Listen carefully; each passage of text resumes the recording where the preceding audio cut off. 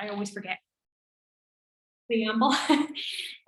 So our attendees are just joining us and coming in. We are finishing from the last session, so some of them might be nipping to the loo, so we'll just give them a second or two to do that, and then we'll get started. Sure, no problem. I've no idea time-wise how long this is. I'll keep an eye on the clock. So you want me to talk for about, say, 30-35 minutes and then questions? That's perfect. If that's okay. Do you want me to give you a wee nudge at about 30 minutes, even a wee message onto the chat, or are you going to... It's grand. I'm kind of good with times because of my job. Yeah, of course you are. Yes, you know. Yes, So I'm always thinking time and structure and time and all the rest of it. So I've kind of roughly timed this. Couldn't believe how much I wrote when I started writing. You know, it's just I've been overwhelmed by the whole thing, honestly. Oh no, but it's a good thing to have. Do you know, I'm glad I have it. So thank you for asking me to be part of this, because I wouldn't have done it otherwise. Oh, no, we're delighted to. I've just noticed you talking a bit more, not always personally, but I've just noticed a few things recently and thought I would really love to hear more of your experience and your thoughts. So we're honestly really thrilled that you're joining us today for this. Are you talking, or are you sharing a presentation? No presentation, I just talk. I'm terrible like that, Lindsay. No, that's great. I think that can be very engaging, so that's fine. I'll do a quick reintroduction in a minute or two, and then I will put my camera off so that you are just full screen, so that people don't have to look at me, but can actually just see you. And as I say, then once you've finished, then we'll come back on and see if there's any questions or comments or anything like that we want to look at together. Grand. Dead on. No problem. Thank you. Well, look, thank you to all those people who are filing in. I know you are going to be fantastic. Thank you to everybody who's coming in. I know there'll be some people who come in just in a minute or two as we're all settling back down again. We've had a great morning so far. We had just heard from Darren Beggs, who supports dads, and hearing some of his personal experiences, but also why supporting dads and their mental health is really important. But now we're absolutely delighted to have our keynote from the day. This is Lynette Fay. I'm sure many of you recognize her or know her. Lynette is a broadcaster, and if the radio is important and is it on in your house or your car, you will, I'm sure, have heard and know of Lynette Fay in the way I do. I'll say no more about that, just to keep everything right. But a very popular and fantastic radio personality every day of the week, Monday to Friday, and also a columnist, and has been writing about lots of different things. But I've also noticed you writing a little bit more about your parenting and your motherhood experience, which is really what caused us to think, well, we would love to hear some more of your journey and for you to share that with us. So we're thrilled that you're here today, Lynette, to share with us some of your experiences of motherhood, as we all think together about why parenting and mental health is so important. So I am going to hand over to you, and we look forward to hearing some of your journey, and thank you again very much for joining us. Thanks very much, Lindsay, and thanks for asking me to speak today, because equally I'm a huge admirer of your work, especially because you've been so honest about your own experiences, and that honestly has helped countless others, including myself. So thanks for that, Lindsay. So I thought, today, to tell you about my path to motherhood, I think that it gives context to the parent that I'm trying to be, because I suppose that's what we all do, isn't it? We just try our best every single day. And I think you need to maybe know a little more about me personally before you know about the kind of parent I've become. And I suppose to start with my career and what I do for a day job, I accidentally fell into my career. There was never a big plan, still isn't. And through a series of fortunate encounters, good luck, bad luck, disappointments, hard work, long hours, I now have a radio show on Radio Ulster. And from the outset on this programme, we've just tried to give women a platform, a voice, to make them think, and equally to give everybody else some insight into what's going on with women at any given time in their lives at all ages, and to talk about all experiences. Everything is up for discussion. Personally, I'm from a line of very strong women. My paternal great-grandmother was a well-known businesswoman in our area. She had pig farms. My maternal grandmother was really strong-willed and a very hard worker, and my mother had me when she was very young. She left school with minimal qualifications, but she's built up a really successful interiors business based in Dungannon. So I've always had that work ethic around me, and my mother and my grandmother both worked while I was growing up, and I would have been part of their work, and indeed I was part of my mother's business while she was building it up through our teenage years. Myself and my brother had no choice but to muck in and help out. It was just what we did. We knew nothing else.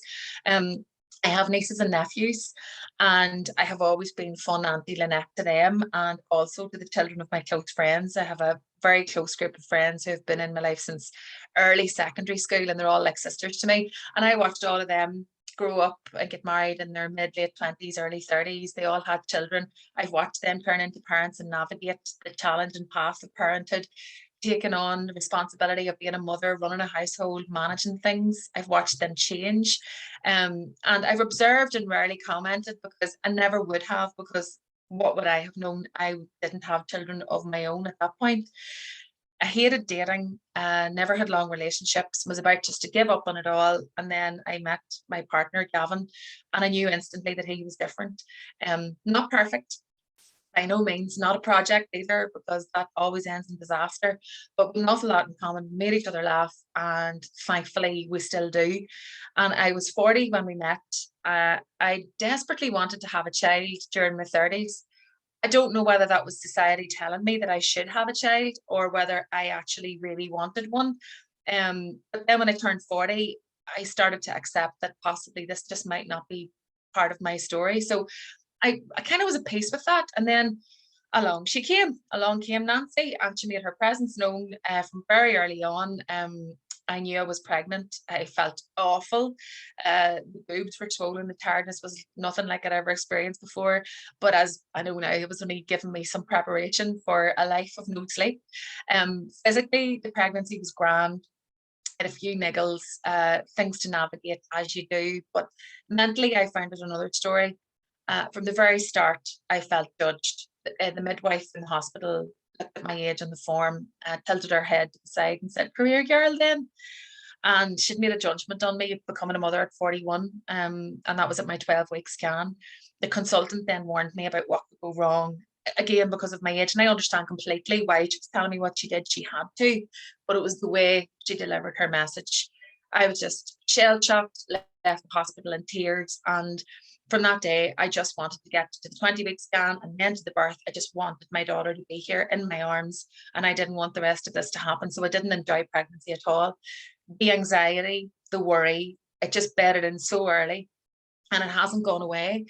And I suppose I now understand why my mother and my grandmother worried like they did.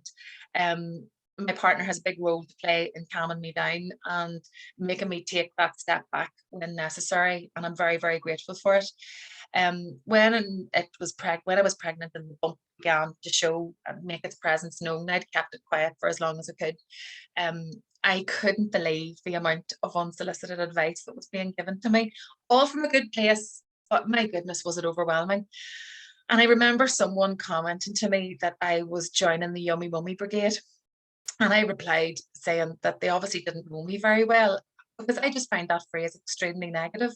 It's judgmental, it's patronizing, and I really dislike it. And I dislike that being pregnant is yet another way just to judge a woman on how she does it. And sadly, it's become a societal norm. And we are afraid, we're so vulnerable in our state because we're pregnant. I think that we just freeze and we're afraid to challenge it.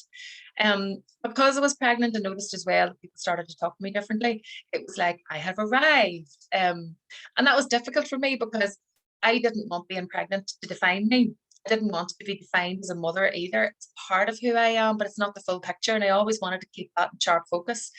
The advice was overwhelming at times, as I said. I had to blank out most of it, or I would have gone absolutely stone mad. And a good friend who's very like me in personality gave me a good book recommendation, and I used it as a reference right through. So I kept myself right with Simone Cave and Dr. Caroline Fertelman. I loved their take on the week by week advice in the baby's life, a guide to what was going on with baby, what might be problematic, when to call a doctor, what might be going on with parents. It just worked for me, thankfully. And if someone was to ask me for a recommendation, that's the one I would happily make. So being a parent, I suppose it began from the moment I knew she was there. She was forming in my belly. We sang to her, talked to her, played music for her, went for plenty of walks, tried to eat well, worried about her of course, and then hoped she'd arrive safely, and she did. I had an emergency section though, and a difficult birth. I joked to the anaesthetist that he visited me in the ward after I'd had the baby, and I said to him that I could give all of his services a review if he really wanted me to, because I honestly had tried everything. Eventually, I had a temperature spike, and they told me they were very worried about the baby, and she was just better out than in. And it sent me into shock, because the last month of pregnancy, I had myself worried sick about stillbirth. And again, it was because of my age. I knew the risk was bigger because I was 41. I'd sleepless nights worrying about this, and I just wanted my baby to be okay. So I myself wound up anyway. And then when you hear emergency anything in that situation, when you're at one of the most vulnerable positions in your life, it had an awful effect on me, physically, obviously, but also mentally. I remember being up on the ward just after Nancy was born, and had been cleaned up and fixed up and not fit to move. And I looked over at this wee bundle, and I thought, how on earth am I supposed to look after you right now when I can't move myself? I was just in awe, exhausted, and felt completely inadequate. And it took me a long time to learn that I'm enough to be her mother, to help her, to guide her, to care for her. But that sense of being inadequate stayed with me for quite a long time. It was further compounded because I couldn't breastfeed. And even though I really wanted to, I had no milk, because of the section. At one point, I remember, honestly, there was about 5 people around me just probing and squeezing at me, and I was so uncomfortable. It was so undignified, and my personal space was completely invaded. But I just thought this was normal, but I was totally mortified. The baby kept crying. He was obviously hungry. I was scared to bottle feed because I was scared of judgment. And then my mummy came in, just like an angel, and told me that I was bottle fed. Was nothing wrong with me. And it gave me the confidence to say no. I know what my baby needs and what she wants. But I did keep trying on and off because I wanted that contact, I wanted that intimacy with her. I know many women who do successfully breastfeed their children, and I think that's amazing, but it just wasn't for me. But breastfeeding, I think, is another example of pressure that's piled on to women in various aspects of parenthood.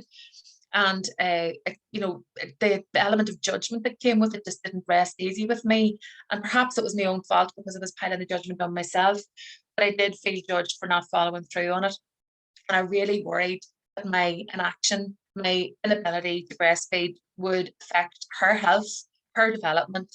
And thankfully, it hasn't, not that I can see so far anyway. Being an older mother at the start, I felt that I had to know everything. I piled the pressure on myself, which didn't help my mental health. And apart from trying to get my head around being a mother, I also had 3 stepchildren who were adjusting to have another sibling in their lives as well. And they've been through a lot with their parents' divorce, and their needs needed to be factored in. They needed to be prioritised. My grandmother was very ill when Nancy was born. My mother was looking after her at home. My partner was working in Dublin, and it all made the first 3 months of Nancy's life a steep learning curve and very, very challenging.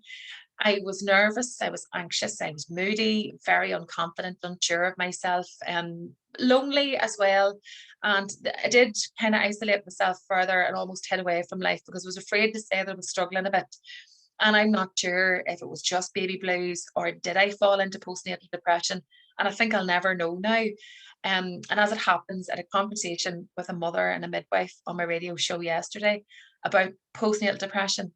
And myself and my colleague were just nodding our heads right throughout the conversation because it was so open and honest and refreshing. And we need to talk about this more. We need to get rid of the stigma. There's absolutely no shame in it. If a woman needs help, she needs help, and that should be normalized. She's just grown a human being inside of her and tried to remove that human being from her own body. And of course, it's going to have implications on her physical and mental health. And I suppose, we shouldn't please subscribe to the idea that living my best life or #blessed version of motherhood. If you don't subscribe to that, you're a failure. If the blessed version is your reality, good for you. That's brilliant. But I think there are other ways this part of life impacts on women's mental health, and just let's keep talking about it. And that's why conferences like this are brilliant. Balance is a major part of life now that possibly wasn't there before. Balancing everything, I think, is a bit like an Olympic sport, and I have gold medal days, and then there are other days where I just don't even qualify. It took me an awful long time to get a handle on everything I had to do in a day to get it into some sort of a routine. I never thought in my life that I would be the person who enjoyed a routine, who looked forward to September, to getting back into the routine after the prolonged holidays. So especially when Nancy was very small, the goalposts moved all the time, and that a sense of just having some sort of a schedule in place really, really helped me. And then when the practical side of things was settling, I found myself sort of grieving my former life at times as well. Not all the time. I'm not a good patient and I like my independence. So while I was recovering from the C-section, I hated being stuck in the house.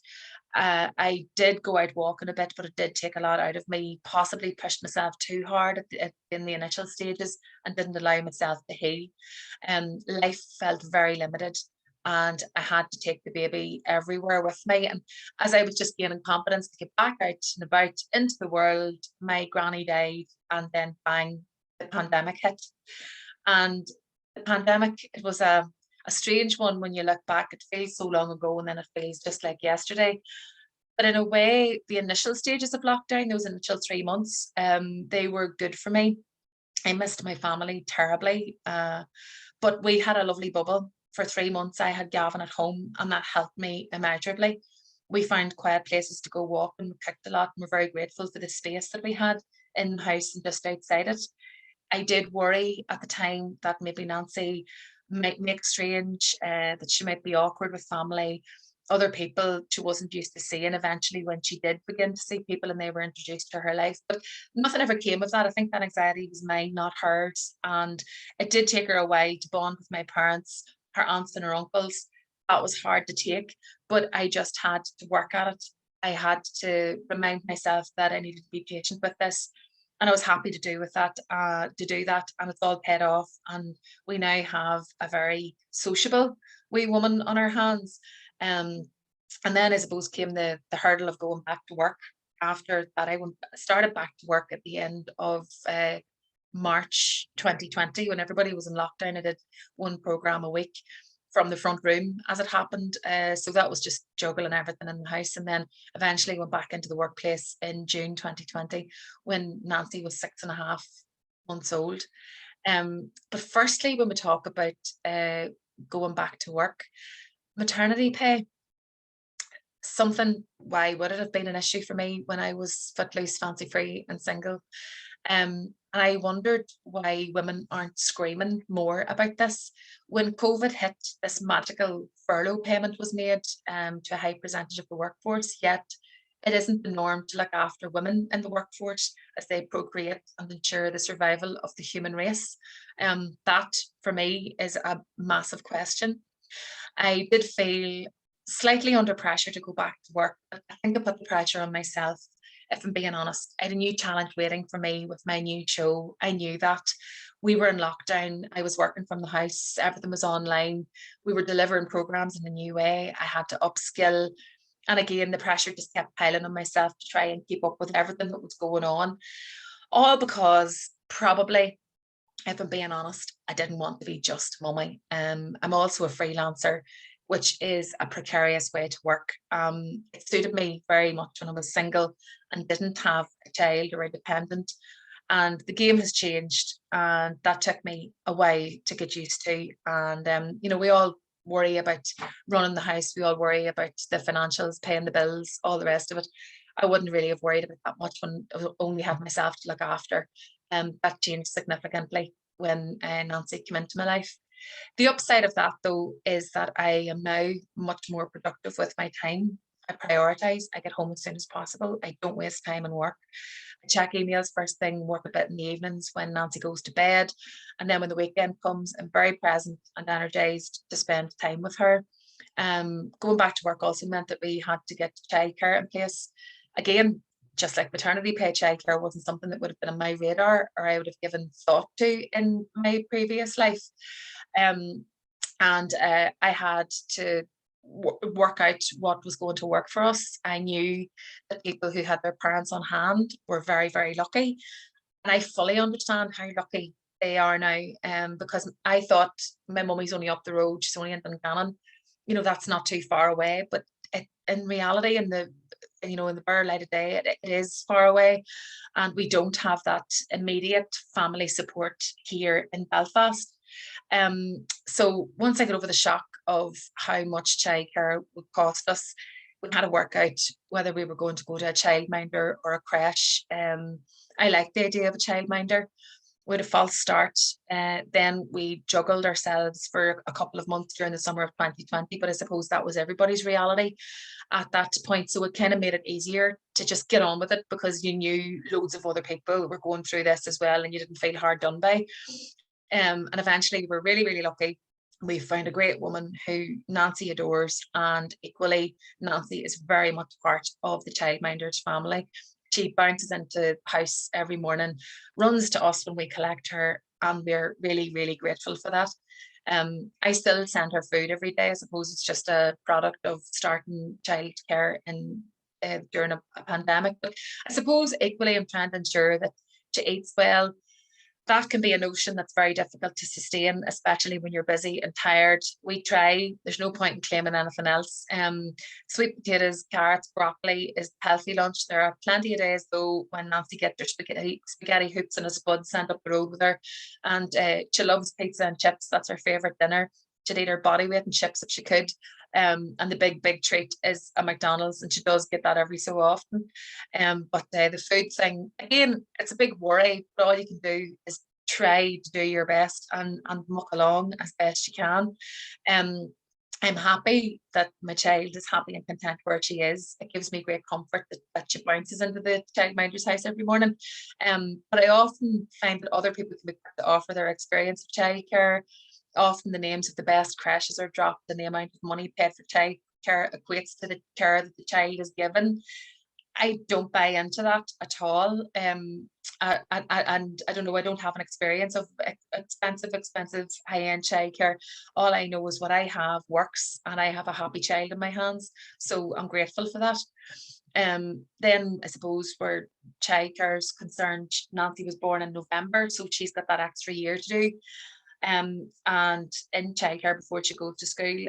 And the decision of whether or not to send her to nursery school early or let her stay with the child minder for another year is a difficult one. But I think she's happy enough where she is, and I think she'll be in school long enough. So I'm just going to leave her where she is. I did ask a friend who's an early years expert for some advice on this, and that's exactly what she advised me. And I know that I'm in a lucky position where I can just about afford childcare to leave her where she is for the extra amount of time. So that's what we're going to do. A bonus of not being around family as much as she might have been, but for the pandemic, is that she doesn't get spoiled too much on the old treats and biscuits and sweets front. She gets enough. She knows where the biscuits are kept and can throw a good tantrum looking as a treat, but it doesn't happen too often for now. And I suppose that's the thing when you have a child, once you think you have a handle on one part of being a parent, here comes the curveball just being thrown at you. And that brings me very nicely to the biggest curveball that's been thrown at us in the last number of months. Sleep. Now, Nancy's been up since 6 this morning. 6 isn't so bad these days, but I understand why it's such a big subject, and every parent with a small child loves to talk about. One thing I'm very jealous of in other parents is any parent of a young child who tells me, oh no, sleep's great, sleeps right through the night. I get 9 hours of sleep every day. Like, sleep and I used to have such a strong relationship, and I'm taking the breakup very badly. I just want us to get back together again, but I don't know if that reconciliation is ever going to happen. But we did get away with murder until about February this year. Nancy slept in her cot from 5 months on her own, in her own room, rarely woke up at night, and slept through until about 7:30. And then she began to climb out of the cot, and then the crack just started. So when she was in the cot, do you know that would be 5 minutes in the morning? We could chat away. She would chat away to herself for about 5 minutes. We'd hear her, know she was awake, and you just knew, right, I'll get up in a minute, I'll get up in a minute, get up in a minute. And then you had that wee chance to play, you go, no, you go, no, you go game, often without saying a word with each other. And if I'm being honest, I generally win that one. But now our little alarm clock goes off every morning, sometimes earlier than 6, and we hear her running across the landing to our room. And the first thing she usually tells us is she had a good sleep. So that cracks me up, because I'm saying, that's great for you. We didn't. But anyway, I really enjoy mornings now. Life has changed massively and on that front. If we have a reasonable night's sleep, I love nothing more than just to get up, stay in the PJs for as long as I can, play with Nancy, talk to her, read to her, just at her best first thing in the morning, particularly if she's had that good sleep.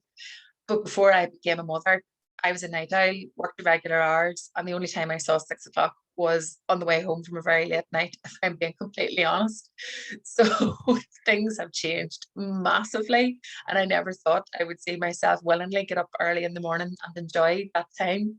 But Nancy's been walking since she was about 9 months old. She began to accelerate rapidly at about 10 months, and there was just no stopping her by her first birthday. And she's fiercely independent. She's fearless. She keeps me on my toes at the play park, frequently attempts to climb the bigger frames and slides, leaving my heart and my mouth and my blood pressure skyrocketing. But it's all great crack when, you know, when things are going that way. But I suppose whenever you're talking about justifying choices that you're making as a parent, the justification to yourself is usually the most difficult. I'm always wondering if I'm doing the right thing, second guessing myself. But again, that's just something I have to manage. You know, comments from others, letting them in. It's very hard not to let them in, and trying to keep them out. You know, and you have to manage that in order to maintain your own mental health. And I don't know why it is other mothers like to tell you how they prefer to do things, as if their choices and the choices they make for their children are from the Gold Star Parenting Guide, because I don't think that such a thing exists, because every single child is different. I haven't been away from Nancy too many times, but when I do go away, one night's usually enough for me to regroup and re-energize. Sometimes I've been away a couple of nights for work, not many. I realise that it's important for her to spend as much time as possible with her family. And I feel like I'm still making up for lost time during the pandemic. My daddy was shielding during the pandemic, so we had to be very careful when we were coming into contact with him. So more often than not, the easiest way to be careful was just to stay away, which was very, very hard on all of us, as it was on all families. So I just want Nancy to be independent, but know that we love her more than life itself. And that could be challenging, because at 2.5, she's exploring boundaries every single day, which is fascinating. It's entertaining in equal measure. It's hilarious sometimes, but it can also be challenging. Worry, there it is again. It never goes away. And even though, you know, she isn't an only child, she's the only child of her age group in our immediate family. And I do worry, will she get lonely, even though she has wee friends at the childminders, and then she has wee friends at the playgroups. That is a worry for me about her growing up. I try to keep her interested in books. We do make time to read to her. Usually every night she gets a couple of stories before she goes to bed. She has her favourites: the Gruffalo, Room of the Broom, the Snail and the Whale, the counting books, the colouring books. I've taken her to the library, loves the idea of it, but the visits are very short because she's just so loud and noisy. We just renew the books and go. But I'm getting into the books myself, really enjoy them. And the range of children's books is just amazing. And I enjoy watching what she does, and what she does or doesn't connect with is brilliant. The whole issue of television is an interesting one. And I think I have beaten myself up from day one about that one. There are days where you've just got to get stuff done and there's nothing else for it, but she's going to be a call it the TV baby for the day. But sure, what else are you supposed to do? So I'm not sure how we're doing on that one. I don't know what the gauge is or how you can tell yourself whether you're doing right or you're doing wrong. I know that she loves certain cartoons and films. She loves Ben and Holly, Paw Patrol, Postman Pat, all the Julia Donaldson cartoons. I suppose who wouldn't like to start their day with Paddington as well? Like he's class, and his wonderfully positive way of looking at the world, and he's so polite. And I can give Nancy a good old hard stare when I need to as well. To be fair, she can give me one as well at this point, which is very, very entertaining. I'm looking forward to going to the cinema with her. She's already introduced me to Trolls and Frozen. I love them both. I'm still not sick of Frozen, and I just love Trolls. I think the whole thing is genius, but maybe that's just from my background as a program maker, that I'm watching it and thinking, wow, this is amazing how they mix the music into this. And also, you know, my 2.5-year-old sings The Sound of Silence. You know, you can't be bad to that. Music's very important in our house. Radio's on most mornings, and all types of music on the go. And she just loves dancing, and I just love getting involved in dancing with her and making absolute idiots out of ourselves. So she's already teaching me as well, and I suppose teaching me to be a little less serious about myself. But then I have to be strict, and I'm trying always every day to juggle and find the boundaries. Language, I think that her speech is coming on okay. I think it's coming on well. I talk to her all the time. She's a parrot. She repeats everything. I'm teaching her Irish as well as English. Because I'm bilingual, I just want to give her that gift. It's free. I have it to give to her, and then she can do with it what she wishes. But I hope that it gives her an appreciation of culture. That's all I would want from that. But I won't force her to do anything she doesn't want to do. And I'm very, very determined and within myself that I have to make sure that I don't do that. She has taught me so much about myself so far, and it's really, really invaluable. Relationships, other relationships, my relationship with Nancy obviously is a very, very special one, but when you have a baby, your relationship with your mother changes. I'm like a child all over again, asking for her advice on most things. Seeing Nancy with her is one of the most beautiful experiences that I have ever had. But I also thought I have a very, very close relationship with my mother, and I know I'm very lucky to have that. I speak to her every single day and go up home every single week. And I thought that I knew her completely before now. And I just realized since I've had Nancy, I've grown to get to know my mother all over again and see her life in a completely different way. I have more of an appreciation and understanding of what she did for us, how she did it. Some things I don't know how she did. I understand the sacrifices she made to make our lives better as well, and I'll be forever indebted for that. Your relationship with your partner takes a bit of work as well. You could get sucked into the whole just the baby and only the baby, the child and only the child. And we have to keep each other right. And we do make time for each other, even if it's just to watch something, a box set in the evenings.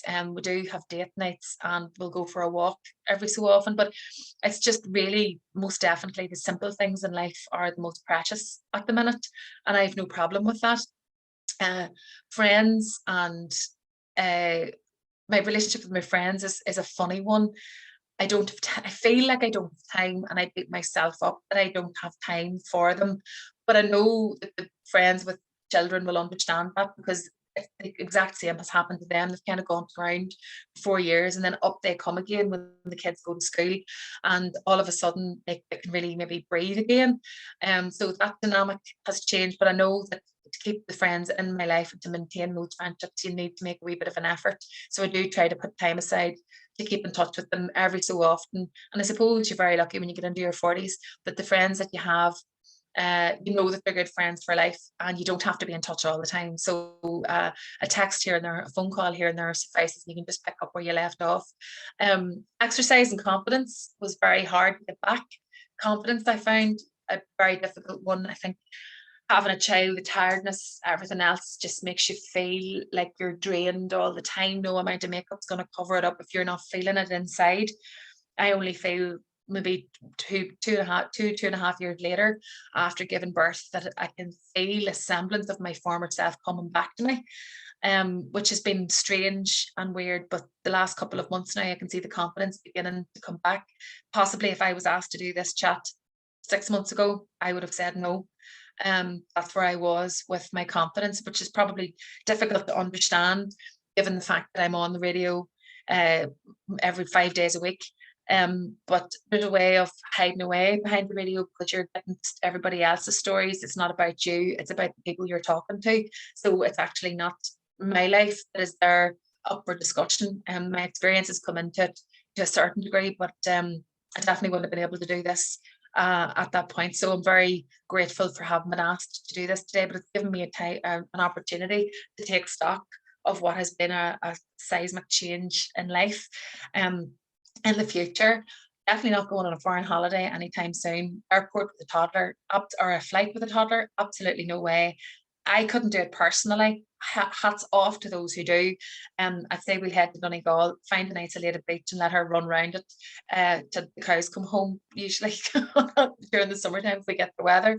And I just want to finish up by saying that when I started to prepare this chat today, I honestly didn't know what I would have to say. And I really had to think about the experiences over the last 3 years. And I'd say I've only scratched the surface with it here as well. I hope I haven't bored you, but I suppose this has given me a greater appreciation of the simple things in life, like fish and chips by the seaside, watching Auntie climb every possible thing in the play park. I know that there are loads more challenges to come, there's decisions to make, but all I can do is do my best and learn from the many great people I come into contact every day. I'm grateful that we have started to be a little more real in the way we talk about every aspect of motherhood. So thanks for your time today. Lynette, thank you so much for that. I mean, I really enjoyed it. I was trying not to take notes so that I could actually be properly present. But you shared, I think, so much and so many different things that those of us who are parents can really relate to, from preconception to pregnancy all the way through to present day. I mean, the issue of sleep is something that, hands up, definitely.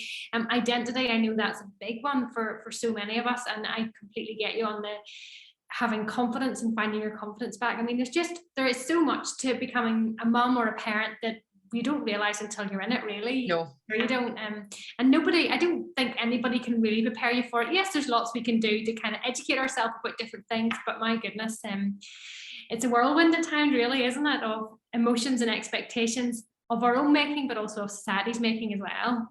Absolutely. No, it really is. And I think that we just need to normalize these conversations and stop the hashtag blessed, living my best life, everything's perfect, and social. Like, I didn't even touch on social media, and the fact that I've lost count of the number of people I have muted because I just couldn't look at them. I was like, I don't care about your postnatal body. I don't care about getting your body back. Leave me alone.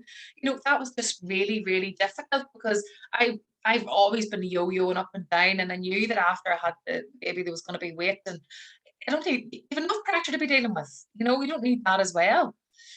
Yeah, social media can be something, if we use it well, it can be a really good tool, can't it? But actually, you're right, it can be a toxic nature to it, either by what we're absorbing or even just the amount of time we spend on. I've had to limit myself even lifting my phone, like not even realizing I'm doing it, starting to scroll. And actually I should be like watching what's on the TV or listening whenever, to what's going on around me. It's that kind of habit forming, isn't it? And you do take it all in, even if you don't realize it subconsciously. Oh, you do. You take it in, and that comparison is the thief of joy. I mean, we spend our whole life then comparing ourselves to what we see on the screen, which isn't real at the end of the day. It's just what somebody wants you to see.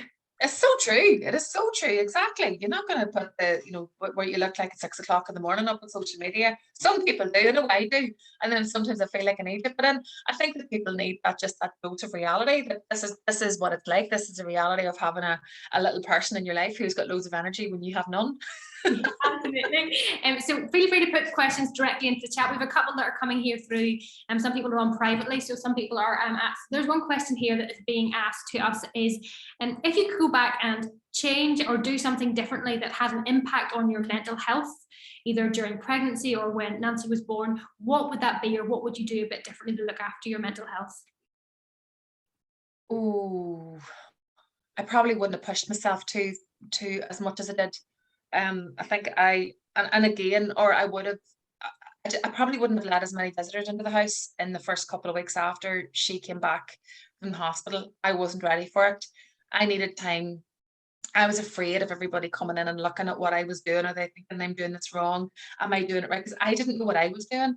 And I think it might have been a good idea for me to just get used to having a little person to look after for a couple of weeks and then let people come over to see her. I think that would have definitely helped me because I was very, very paranoid and self-conscious at that point.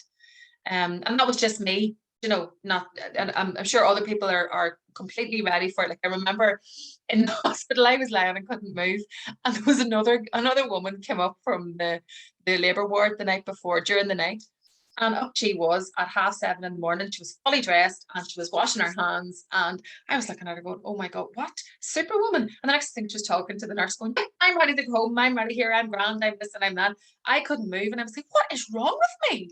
But I was comparing myself immediately to someone who was on her 3rd or 4th birth, who'd had a natural birth. I hadn't.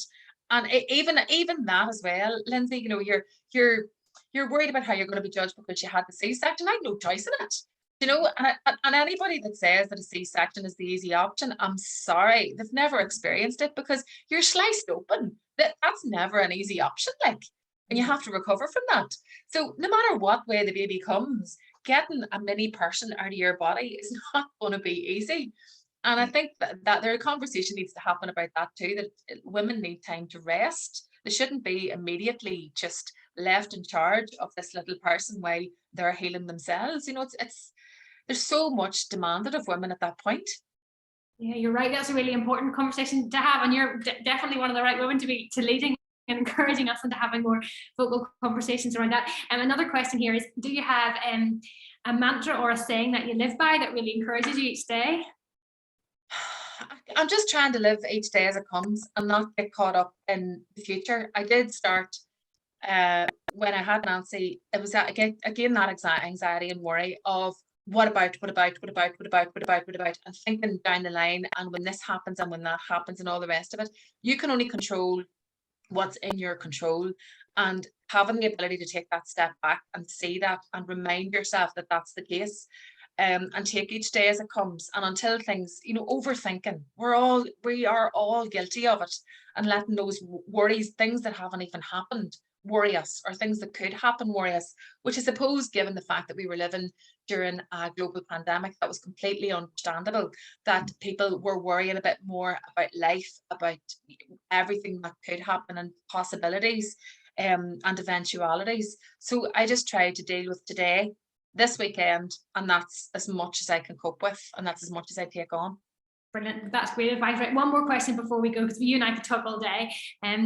What would you say to another mum who is maybe struggling either with motherhood or family or life, or just generally finding things hard, maybe some of the things that they've been able to relate to in your story? What would you say directly to them today?